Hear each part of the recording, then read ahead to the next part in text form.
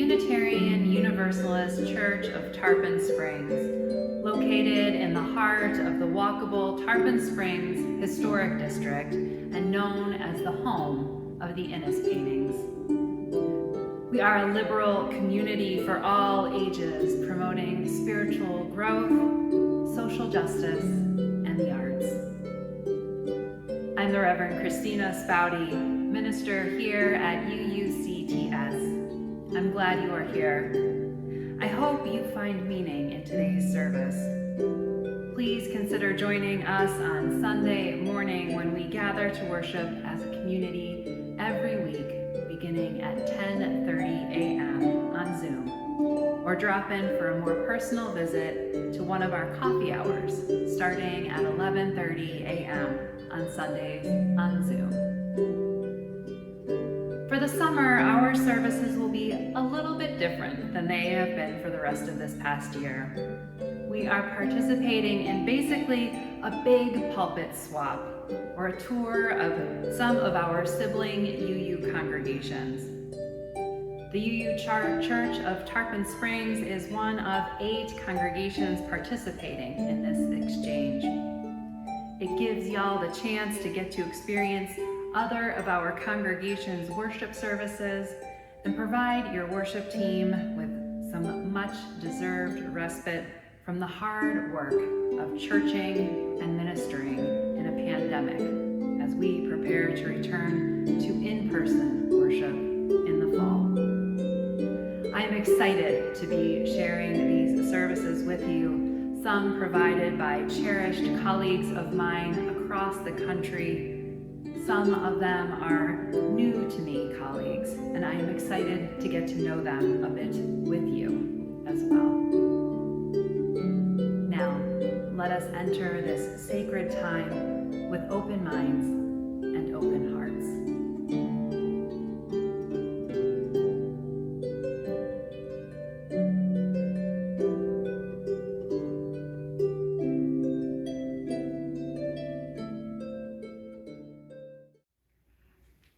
Welcome, friends and visitors, to our spiritual home, the Unitarian Universalist Church of Tarpon Springs.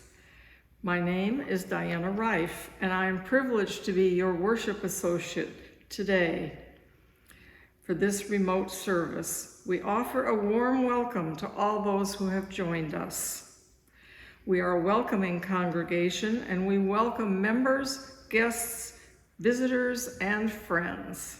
We welcome all thoughtful people to our journey through life's mystery with us, whatever your religious background or current belief, whatever your race, ethnicity, sexual or gender identity, lifestyle, or circumstance.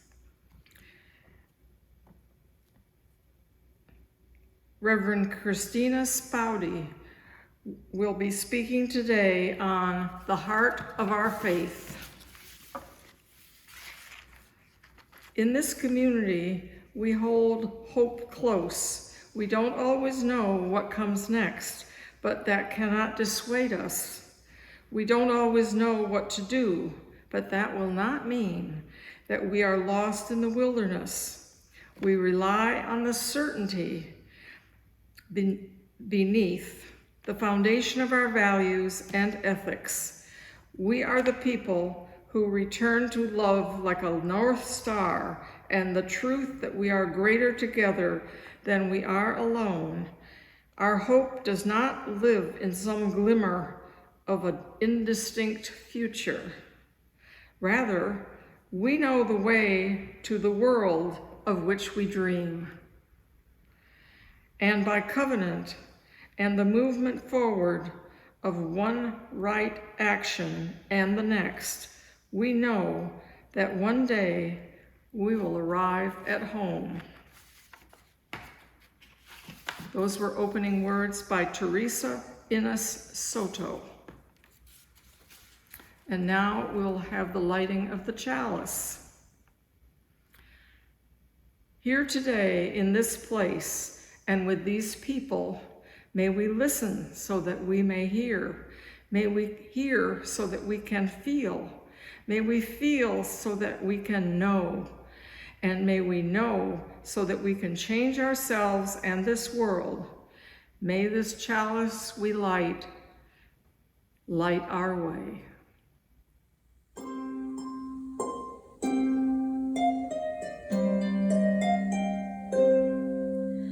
Rise up, O flame, by thy light glowing, show to us beauty, vision, and joy.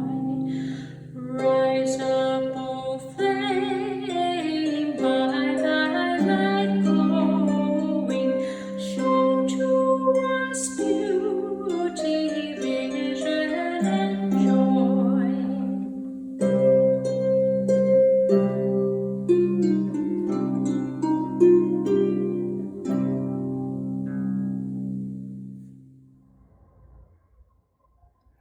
Our story today is called The Treehouse Rules, and it comes from our Tapestry of Faith curriculum, Love Connects Us.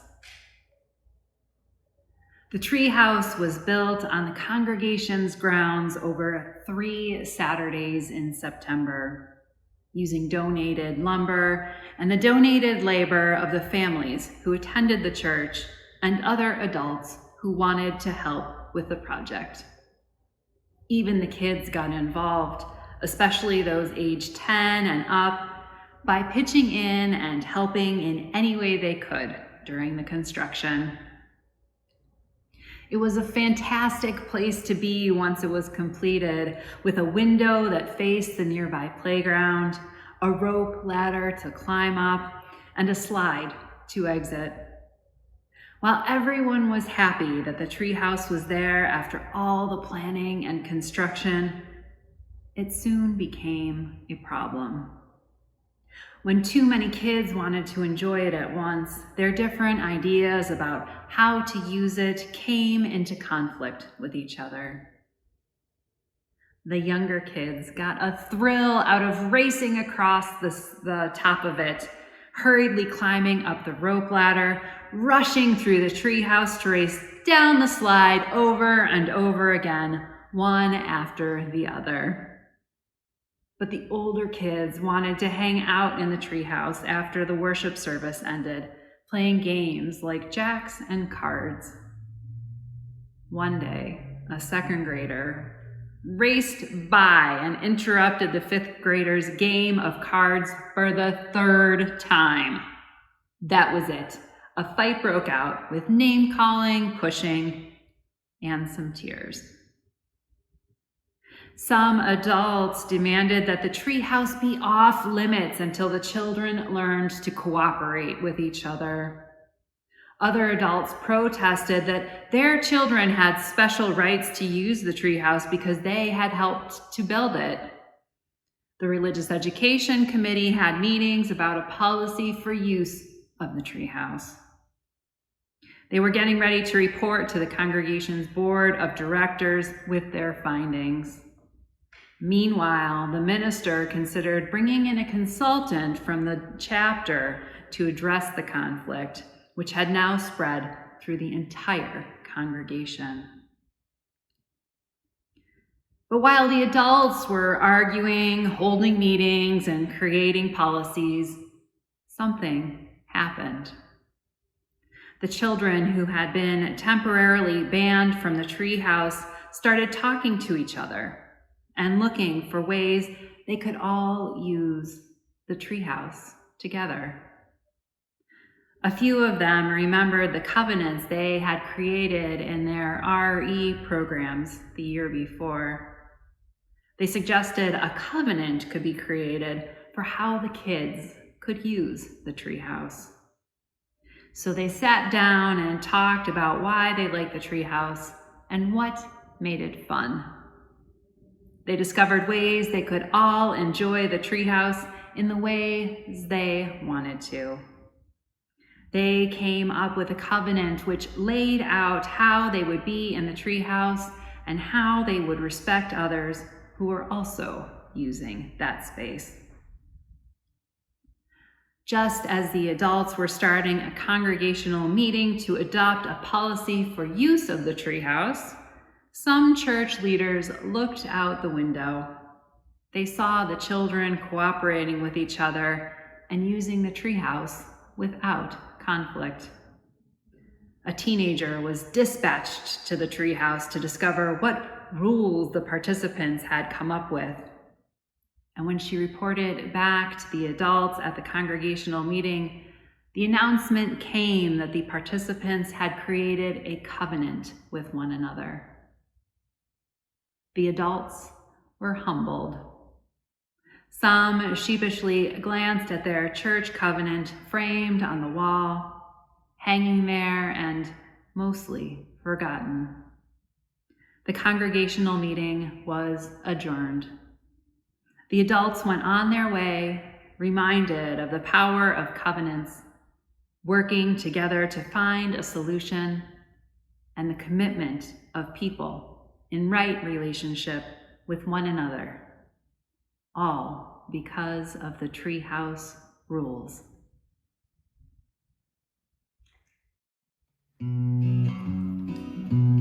We will build this house with the strength of our arms, with the love of our neighbors. We will build this house. We will build this house as a shelter from all harm. With the open door of justice, we will build this house.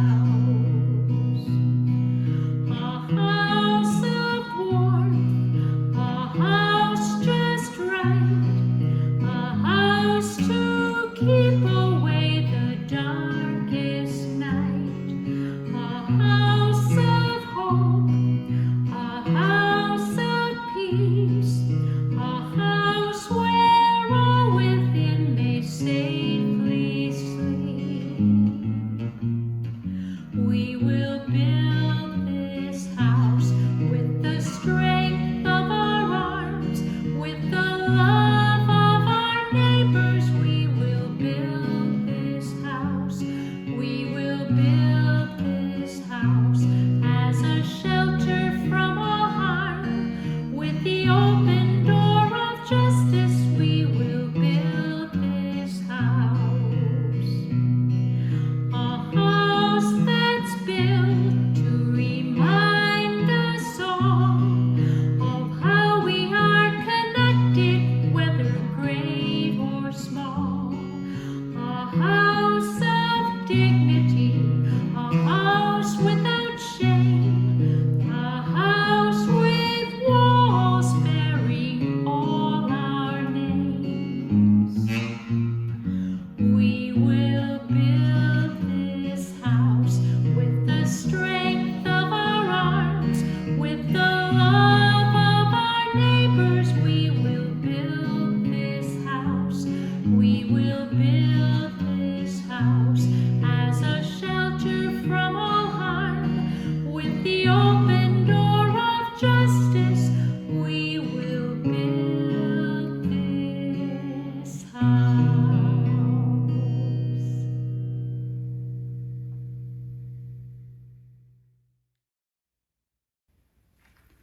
Our reading comes from Leslie Takahashi. This is called Marginal Wisdom. They teach us to read in black and white. Truth is this, the rest false. You are whole or broken. Who you love is acceptable or not. Life tells its truth in many hues. We are taught to think in either or, to believe the teachings of Jesus or Buddha, to believe in human potential or a power beyond a single will. I am broken or I am powerful. Life embraces multiple truths, speaks of both and of and. We are taught to see in absolutes, good versus evil, male versus female, old versus young, gay versus straight. Let us see the fractions, the spectrum, the margins. Let us open our hearts to the complexity of our worlds. Let us make our lives sanctuaries to nurture our many identities. The day is coming when all will know that the rainbow world is more gorgeous than monochrome, that a river of identities can ebb and flow over the static, stubborn rocks in its course, that the margins hold the center.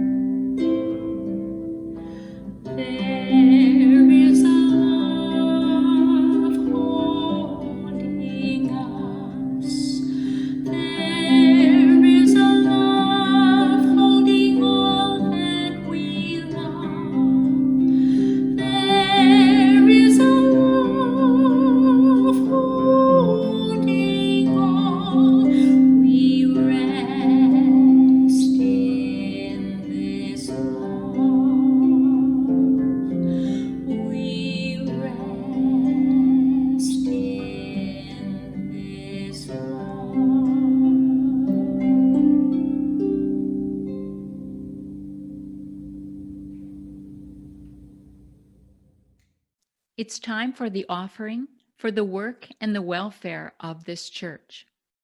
Please go to our website, uutarpon.org, and click on the donate button. Or please send your checks to 57 Reed Street. The entire address is right there on your screen. And thank you.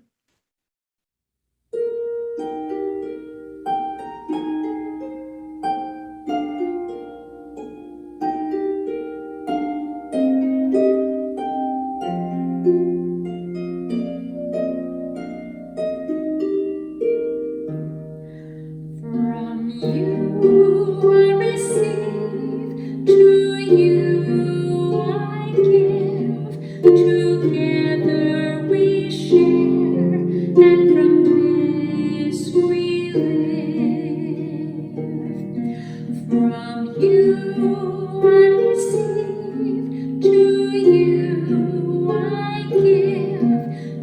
together we share, and from this we live.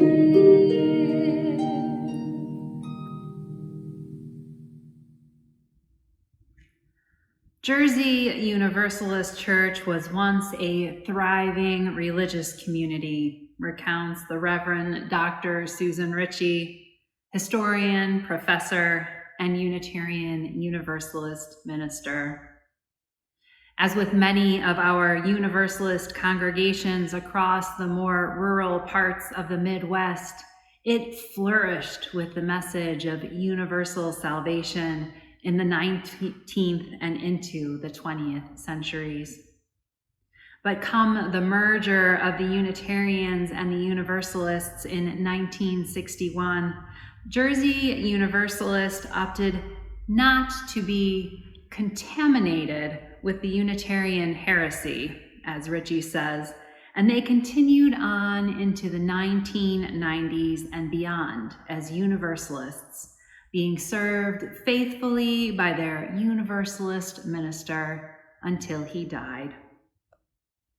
Because the overwhelming majority of Unitarian and Universalist congregations did elect to be part of the Unitarian Universalist Association, there were no longer purely Universalist ministers to choose their next minister from following their longtime minister's death. And so Jersey Universalist Church returned to an old Universalist custom and ordained lay leaders from the congregation to serve as their ministers. A quick refresher on Universalism. Like Unitarianism in some ways, Universalism has been considered a heresy of Christianity and is distinctly U.S. American. Hosea Ballou, considered by many to be our first Universalist theologian, wrote in his A Treatise on Atonement that a truly loving God would want humans to be happy, and also that God would not condemn any of humanity to eternal damnation. We are all God's children after all, and God loves us no matter how dirtied we might become in our humanly living. Surely such love would have tenderness for us all. So the Jersey Universalist Church was ordaining lay ministers, and this seemed to serve the congregation well for a while. We know this because Reverend Ritchie serves a nearby congregation and would call to check in on them periodically, sharing the good word of our faith with them, as they were not in relationship with any other congregation, having not joined the Unitarian Universalist Association or any related organization. The congregation continued to be cared for, as was the building they met in, around the fourth or fifth lay minister that was ordained, though somehow something changed. Something was lost. And of all of the somethings to be lost, it was the message of universalism that they had lost. Not only was it lost, but somehow the message had been completely flipped. The lay minister there had begun preaching a doctrine of hell and damnation. The congregation has since closed.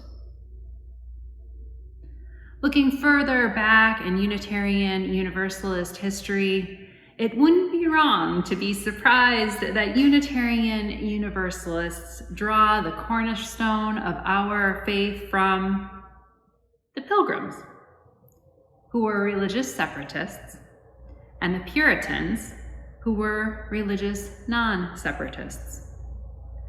Both wanted reform of the church, but chose to address it differently.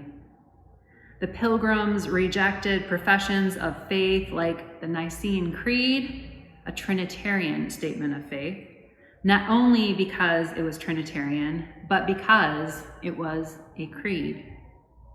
And the Pilgrims affirmed religious tolerance, refusing to persecute the Quakers as the Puritans had, and maintaining a 40-year peace pact with the Wampanoag peoples. Both the Pilgrims and the Puritans rejected hierarchical church authority, believing in each congregation's right to self-governance by the vote of its members. The Puritans were so insistent that each congregation be governed by its own members that after some years of discussion, they signed the Cambridge Platform in 1648. This is the document that first laid out how congregations should be constituted and work. Our congregations work within the frame of congregational polity, essentially a fancy term for covenants for congregations. And especially as Unitarianism spread from Massachusetts and then New England, sometimes we are really bad at this. Actually, we're usually really bad at this. However, for our founders, the autonomy of each congregation did not imply either self-sufficiency or isolation from other congregations. They were meant to be a community of independent churches, giving and taking counsel and helping each other in other ways. This is where the idea of the Unitarian Universalist Association of member congregations came from. So congregations make covenants together, and individual members of congregations make covenants together. That's another part of our heritage from the Cambridge Platform, the forming of churches around covenants. Covenants are a commitment and aspiration to work and be together in religious community. As a pluralistic faith that draws people from many traditions, covenants are what help us navigate our differences.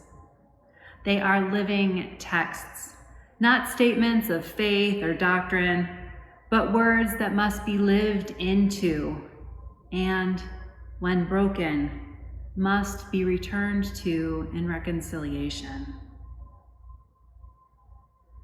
Joining a church means covenanting to journey with your neighbors, other members, in spiritual growth.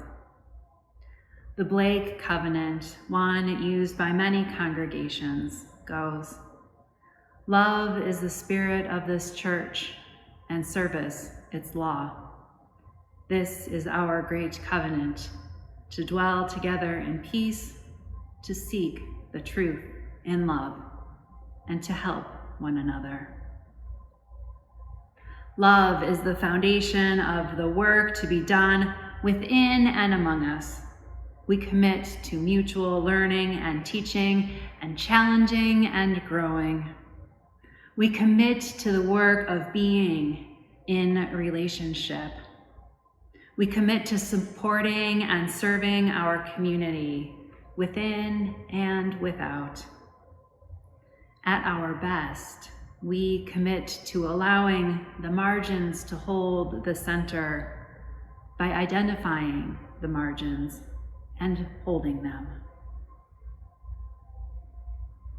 As the world has become more obviously challenging to some of us in the last 10 or so years, for some, especially during this previous presidential administration, our call as Unitarian Universalists has, in some ways, sharpened and been challenged, both from within and without.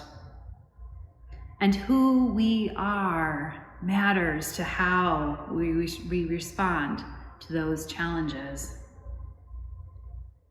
It's not just congregations and individuals who struggle with living into covenants. our ministers do as well. During the 2019 General Assembly, a minister from Washington self-published a book titled The Gadfly Papers.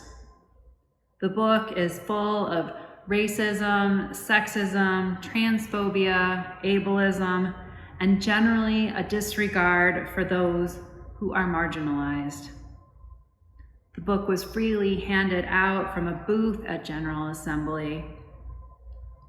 Given its sensational and toxic histories and theologies, the minister was quickly told how concerning and harmful his work was to many who were present at General Assembly, including those to whom the book had deliberately been given.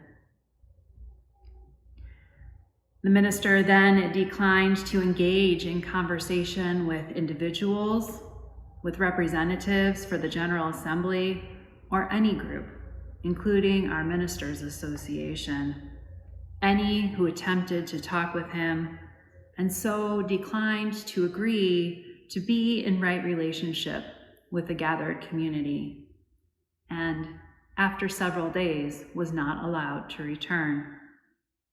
But not until after a lot of damage had been done and continues to happen. The damage has rippled throughout Unitarian Universalism and continues under the so-called respectable guise of the Fifth Principle Project and in other ways. Those like this minister who do not support our faith's work to address white supremacy culture in the wider world, and especially within our own faith, feel more justified and emboldened by the publishing of this work and the subsequent work and the backlash that they have both gotten from Unitarian Universalists. A well-known writer and chaplain, Kate Braystrup, whose work helped me recognize my own call to ministry, has supported the minister who wrote the General Assembly book, and Stoking the Fire challenged Unitarian Universalists to answer the question, am I still a Unitarian Universalist minister?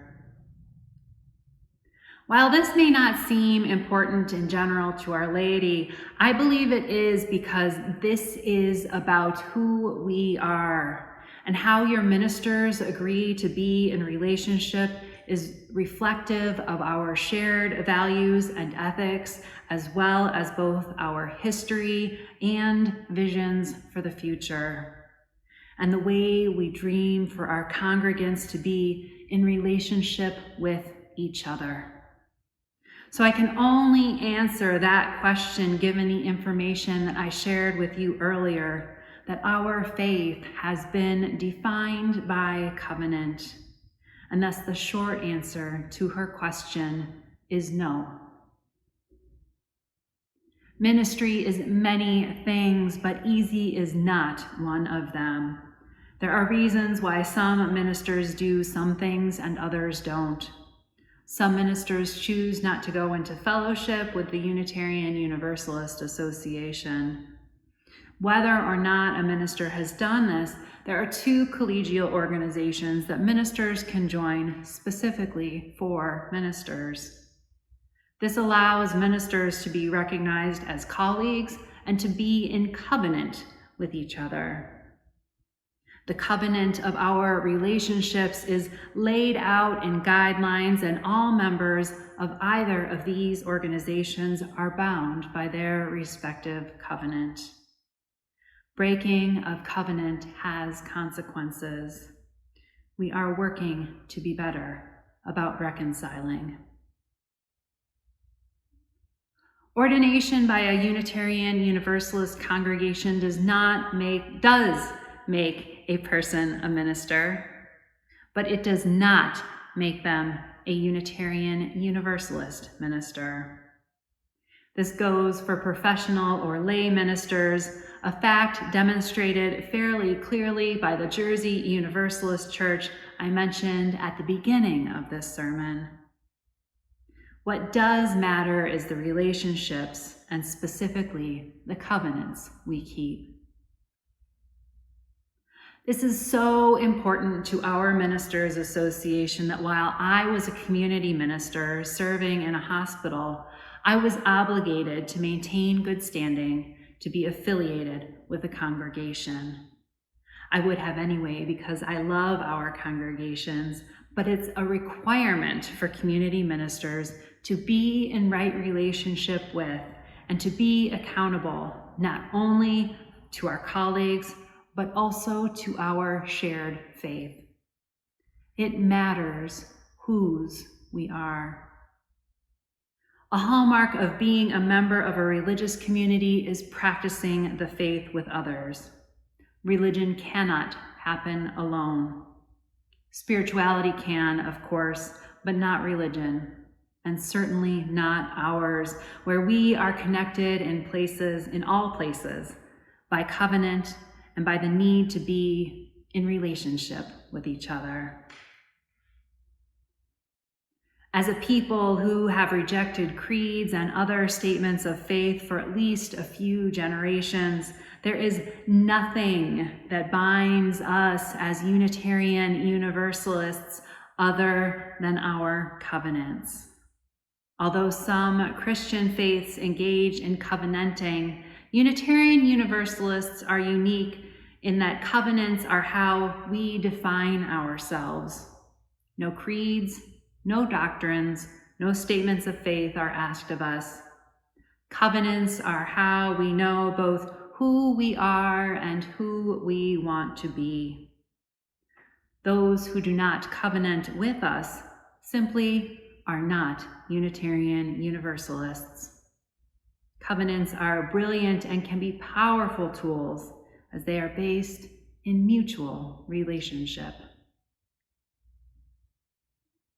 The book that was published and handed out at the 2019 General Assembly was deeply damaging to many, to members of that minister's own congregation, to the people it was given to at General Assembly, to my friends and colleagues who are trans and non-binary and queer, anti-racist, women, disabled, and Black, brown, and Indigenous.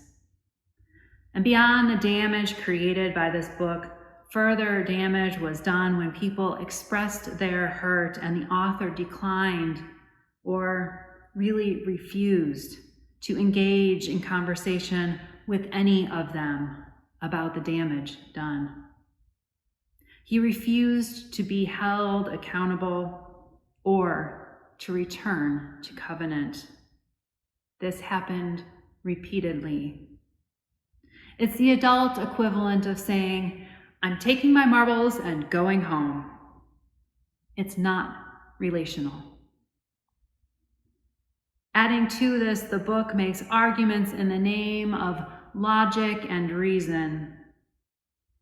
We white liberals value our intelligence and believe in the value of logic and reason, and I have learned this to be an expression of white supremacy culture.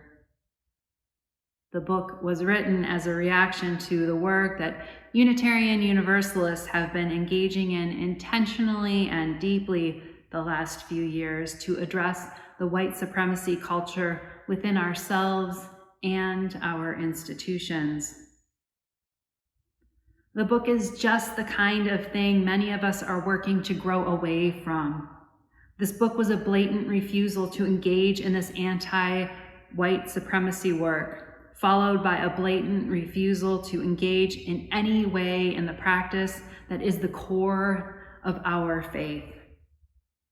Unitarian Universalism cannot work when individuals refuse to be in a relationship where the individuals, or congregations for that matter, refuse to communicate with each other, to be accountable, to be in covenant. We do not ask that things go perfectly, only that we continue to try. And this is critically important for those of us who have power in the dynamic. Why all this matters is because, in Leslie Takahashi's words, the margins hold the center. when we cannot be accountable to each other, even to those in the center of power, how can we possibly be accountable to those who are at the margins of power? If we cannot be accountable to the margins, the center cannot hold. Maybe when you were young, you remember throwing a tarp up in the air. Without a strong hold on the edges of the tarp, the whole thing gets loose and collapses. Working at the margins shows us where we need to grow to get closer to who we want to be. Shows us the work that needs to be done. Shows us the way forward. And shows us where we are failing. The margins are where our faith has the most promise to bring us closer to the beloved kingdom we seek. And it is at the margins that we recognize where the bounds of Unitarian Universalism are, and how we know the work that we yet need to do to become the people we want to be.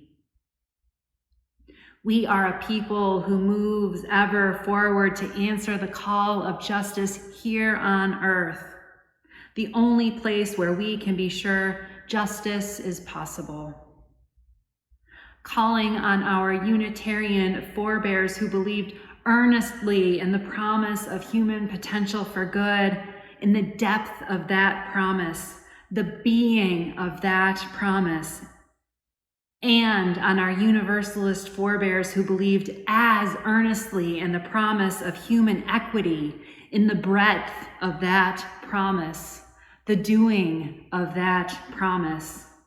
We are called ever forward by their visions for our faith, even as we live into them differently than they could have possibly imagined. This is their legacy, our heritage, and our covenant with the past, present, and future.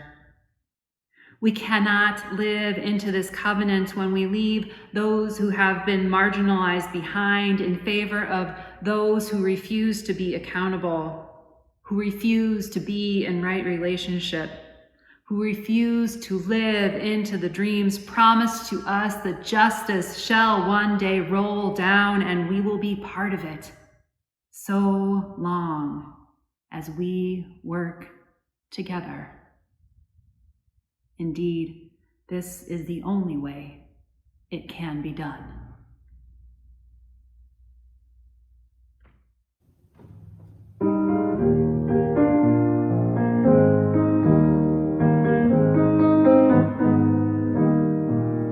When our heart is in a holy place, when our heart is in a holy place, we are blessed with love and amazing grace. When our heart is in a holy place,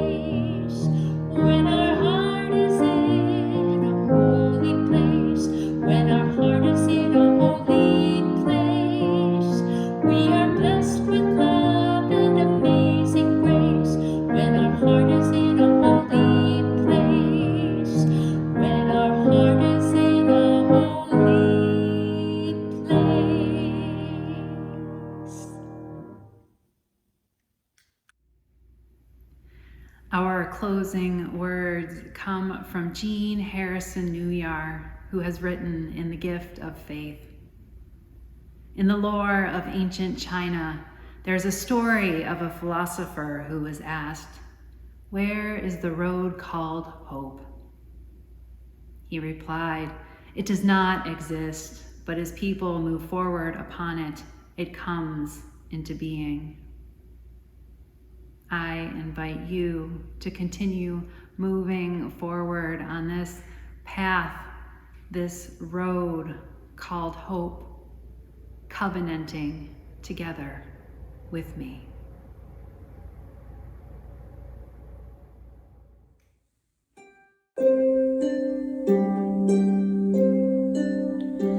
Go now in peace, go now in peace. May the light of love surround you everywhere, everywhere you may go. Go now in peace, go now in peace. May the light of love surround you everywhere, everywhere you may go.